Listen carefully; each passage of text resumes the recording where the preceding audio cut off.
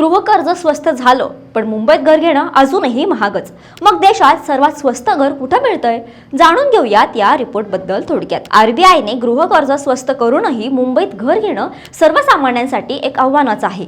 मात्र देशातील इतर शहरांमध्ये परिस्थिती वेगळी आहे. नाईट फ्रँक इंडियाच्या ताज्या अहवालानुसार गुजरातचे अहमदाबाद हे सध्या भारतातील घर खरेदीसाठी सर्वात परवडणारं शहर ठरलं आहे. अहमदाबादमध्ये एका कुटुंबाला आपल्या मासिक उत्पन्नाच्या केवळ 18% रक्कम घराच्या हप्त्यासाठी EMI द्यावे लागत आहे. या उलट मुंबईत हेच प्रमाण सर्वाधिक म्हणजेच 48% आहे. याचा अर्थ मुंबईकरांना आपल्या कमाईचा जवळपास अर्धा हिस्सा घराच्या हप्त्यावर खर्च करावा लागतो. या यादीत पुणे 22% आणि कोलकाता 23% ही शहरे सुद्धा सर्वात स्वस्त शहरांमध्ये गणली गेली आहेत.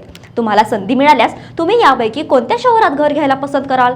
तुमची निवड कमेंटमध्ये नक्की सांगा आणि अशाच महत्त्वाच्या बातम्यांसाठी थोडक्यातला फॉलो करा.